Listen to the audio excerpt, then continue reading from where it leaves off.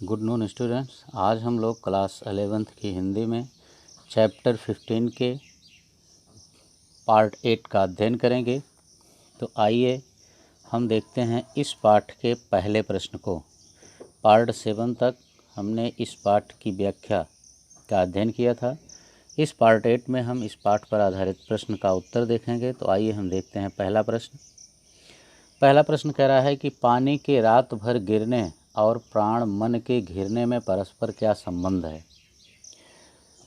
देखिए, पानी के रात भर गिरने और प्राण मन के घिरने में परस्पर क्या संबंध है। देखिए, इस बात को कवि कई बार अलग अलग ढंग से कहता है कि जैसे रात भर पानी गिर रहा है, खूब पानी गिर रहा है, घर नज़र में तिर रहा है। यानी अलग अलग ढंग से कवि जो है इस बात को व्यक्त करता है, ठीक ना। जिसका भाव यह है कि सावन की झड़ी के साथ साथ घर की यादों से कवि का मन भर आया है। अर्थात अत्यधिक पानी गिरने के कारण कवि को घर की याद आ गई है। प्राणों से प्यारे अपने घर को, एक एक परिजन को, माता पिता को याद करके उसकी आंखों से भी पानी गिर रहा है। कवि कहता है कि घर नज़र में तैर रहा है, बादलों से वर्षा हो रही है और यादों से घिरे घर मन का बोझ कवि की आंखों से बरस रहा है। तो ये था पहले प्रश्न का उत्तर। प्रश्नों के उत्तर को अच्छी तरह से समझने के लिए इस वीडियो को अंत तक देखें और वीडियो को अंत तक देख करके प्रश्नों का उत्तर आप अपनी फेयर कॉपी में लिखते रहें, उसका नोट्स बनाते रहें, उसकी पिक हमारे पास भेजते रहें, जिससे हमें भी लगे कि हाँ आप कर रहे हैं होमवर्क अपना। और इस तरह से यदि इस चैनल को अभी तक आपने सब्सक्राइब नहीं किया है तो चैनल को सब्सक्राइब भी कर लें। आइए अब हम दूसरा प्रश्न देखते हैं। मायके आई बहन के लिए कवि ने घर को परिताप का घर क्यों कहा है। देखिए, यहाँ उसकी बहन भी रक्षाबंधन आदि के उत्सव पर जब घर आई थी तो वो देखती है कि उसकी यही इच्छा थी कि हम चलेंगे और अपने भाइयों से मुलाकात भी होगी। लेकिन जब वहाँ आती है तो उसका एक भाई भवानी उसे नहीं मिलता है। तो यहाँ कभी कल्पना कर रहा है कि शायद उसे जो पिता का घर, प्रसन्नता का घर सोच करके आई थी, आ जाने के बाद उसे वह परिताप का घर लगा होगा। तो आइए देखते हैं कि मायके आई बहन के लिए कवि ने घर को परिताप का घर क्यों कहा। देखिए, कवि ने बहन के लिए घर को परिताप का घर इसलिए कहा है क्योंकि बहन मायके में अपने परिवार वालों से मिलने के लिए खुशी से आती है। वह भाई बहनों के साथ बिताए हुए क्षणों को याद करती है। घर पहुंचकर जब उसे पता चलता है कि उसका एक भाई जेल में है तो वह बहुत दुखी होती है। इस कारण कवि ने घर को परिताप का घर कहा। बहुत सरल है, कोई कठिनाई नहीं है। आपने अगर पिछला वीडियो देख करके उसकी व्याख्या को ध्यान से पढ़ा है तो प्रश्नों का उत्तर लिखने में आपको कोई दिक्कत नहीं होगी। आइए अब हम तीसरा प्रश्न देखते हैं इस पार्ट का और पाठ का भी। देखिए, तीसरा प्रश्न, पिता के व्यक्तित्व की किन विशेषताओं को उकेरा गया है। यानी इस घर की याद नामक पाठ में पिता के किन विशेषताओं को उकेरा गया है। यहाँ पर देखिए, पिताजी की कई विशेषताओं को कवि ने दिखाया है। जैसे पहली विशेषता है, उनके पिता को वृद्धावस्था कभी कमज़ोर नहीं कर पाई है। ठीक ना, वो वृद्ध तो हुए हैं लेकिन अभी उतने वृद्ध नहीं हैं, अर्थात उनके शरीर में बुढ़ापे के कोई लक्षण नहीं दिखाई देते हैं। वे फुर्तीले हैं, आज भी दौड़ लगाते हैं।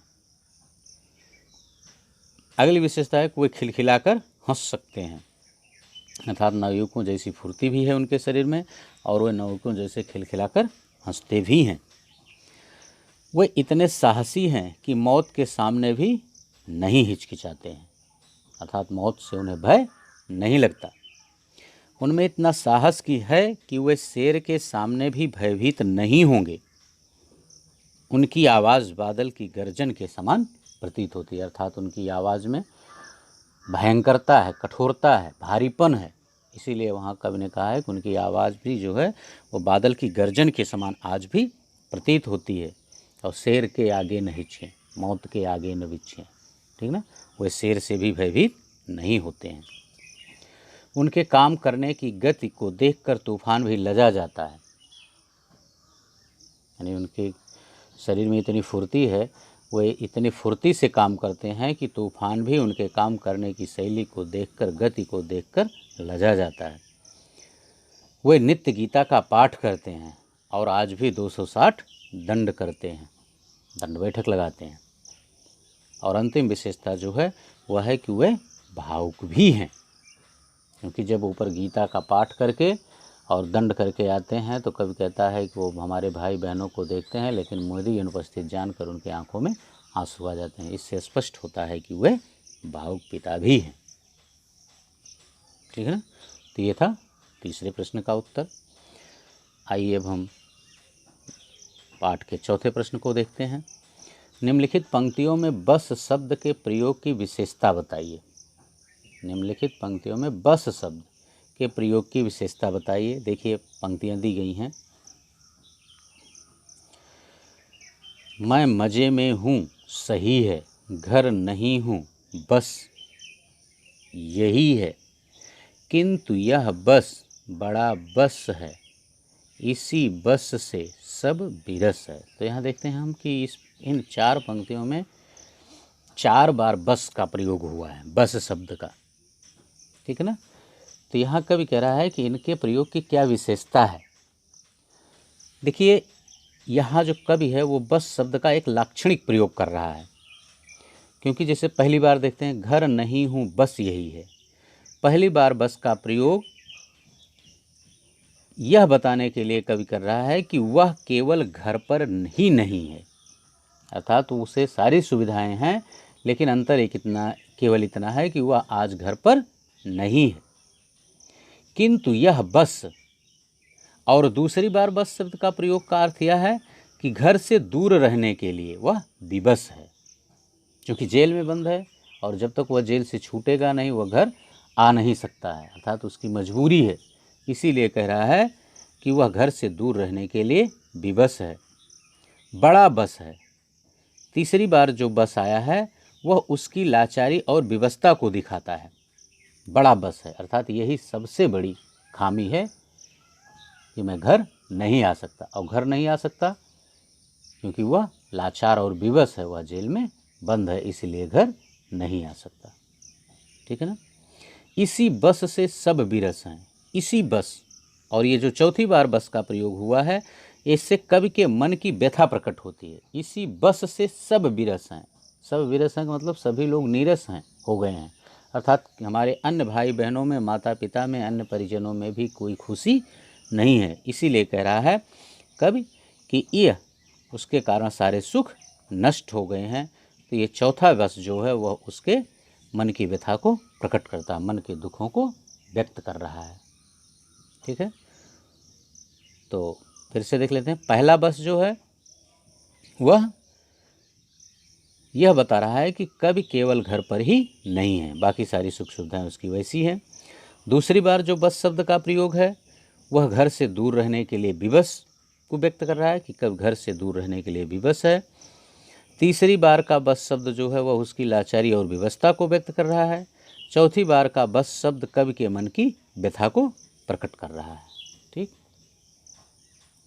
तो आइए अब हम इस पाठ का 5वां और अंतिम प्रश्न देखते हैं। देखिए 5वां प्रश्न कह रहा है कविता की अंतिम 12 पंक्तियों को पढ़कर कल्पना कीजिए कि कवि अपनी किस स्थिति व मन स्थिति को अपने परिजनों से छिपाना चाहता है। देखिए यहाँ कवि कह रहा है कि कविता की अंतिम 12 पंक्तियों को पढ़कर, एक छंद में 3 पंक्तियां हैं, तो अंतिम जो 12 पंक्तियां हैं, अंतिम 12 पंक्तियां का मतलब है अंतिम जो 3 छंद हैं। ठीक ना। तो पहले तो हम उन पंक्तियों को देख लेते हैं। देखिए हाय रे ऐसा न कहना है कि जो वैसा न कहना, कह न देना जागता हूँ आदमी से भागता हूँ। अब यहाँ देखिए अंतिम पंक्तियाँ, इसमें कवि जो है वह स्वाधीनता आंदोलन का सेनानी है, जो जेल के कष्टों को झेल कर भी यातनाओं की जानकारी, यानी जेल में मिलने वाले जो कष्ट हैं उनकी जानकारी अपने परिवार के लोगों को इसलिए नहीं देना चाहता है क्योंकि वह इससे दुखी होंगे। इसीलिए वो सावन से कहता है कि मेरे माता पिता को यह मत बताना कि मैं दुखी हूँ, अर्थात मुझे कोई कष्ट है। ठीक है ना? क्योंकि यहाँ जैसा दुख है मुझे, अगर उन्हें वह बता दोगे तो वो भी दुखी हो जाएंगे। और उनसे यह भी न बताना, कह न देना जागता हूँ, और उनसे यह भी न बताना कि मैं रात को सो भी नहीं पाता हूँ, आदमी से भागता हूँ और मैं आदमियों को देखकर उनसे भी दूर भागता हूँ। ठीक, कह न देना मौन हूँ मैं, और उनसे यह भी मत बताना कि मैं मौन हो गया हूँ, अर्थात कुछ बोलता नहीं हूँ। खुद न समझूं कौन हूँ मैं, और उनसे यह भी मत बताना कि मैं स्वयं को भी नहीं पहचान पाता हूँ। क्योंकि जब व्यक्ति को ज़्यादा कष्ट होते हैं, दुख होते हैं, तो अपने आप को भी, अपनी सुध बुध खो देता है, अपने आप को भी नहीं जान पाता है कि मैं कौन और कैसी स्थिति में हूँ। तो इसीलिए कह रहा है कि खुद न समझूं कौन हूँ मैं अर्थात तुम हे सावन, तुम मेरे माता पिता से जाकर यह भी मत बताना कि मैं अपने आप को भी इस समय नहीं पहचान पा रहा हूँ। देखना कुछ बक न देना, उन्हें कोई शक न देना। फिर आगे कब कहता है कि ऐसा कोई कार्य मत करना, अर्थात ऐसी बातें मत कर देना कि उन्हें शक हो जाए कि तुम झूठ बोल रहे हो कि मैं वहाँ सुखी हूँ, जबकि मुझे वहाँ जेल में दुख है, और वह मेरे लिए दुखी हो जाएं, मेरे बारे में सोचकर रोने लगें। तुम ऐसा कोई कार्य मत करना। हे सजीले हरे सावन, हे कि मेरे पुण्य पावन, तुम बरस लो वह न बरसें, पाँचों एको वह न तरसें। फिर अंत में कवि कहता है कि हे सावन, तुम चाहे जितना बरस लो, अर्थात जितनी इच्छा हो तुम उतना बरसो, लेकिन तुम ऐसा करना कि मेरे माता पिता को मेरी याद करके रोना ना पड़े, अर्थात वह अपने पांचवें पुत्र के लिए तरसे ना, वह हर हाल में सुखी रहें। इसलिए तुम कोई ऐसा संदेश उन्हें मत देना जो उनके लिए दुख का कारण बन सके। ठीक ना? इसीलिए कवि जो है वह अपने मन स्थिति को और अपनी स्थिति को परिजनों से छिपाना चाहता है कि जिससे वे दुखी ना हो। अंतिम 12 पंक्तियां कविता की यही कह रही हैं। बस इस पार्ट में इतना ही। उम्मीद करते हैं कि पूरा वीडियो आपको समझ में आ गया होगा। प्रश्नों के उत्तर लिखने में अब आपको कोई कठिनाई नहीं होगी। तो इसी तरह से आप प्रश्नों का उत्तर वीडियो देख करके लिखते रहेंगे, नोट्स बनाते रहेंगे और उसे तैयार करते रहेंगे, जिससे आपको आपके एग्ज़ाम के लिए कोई समस्या ना हो। बस थैंक यू। अगले पार्ट में हम नेक्स्ट चैप्टर को लेकर आपके समक्ष पुनः उपस्थित होंगे। धन्यवाद।